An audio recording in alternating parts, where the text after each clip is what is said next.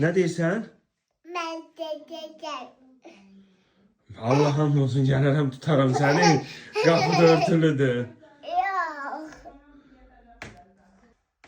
Ne ter deyirsən? Ben dedeceğim. Gələnəm. Gitməyəsən. Dedeceğim. Hara gedirsən,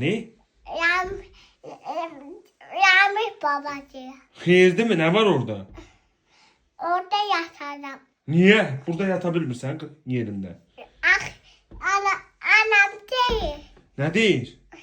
Dedi, o adada o vaxtların otağında yatar. Mən icazə vermirəm mən.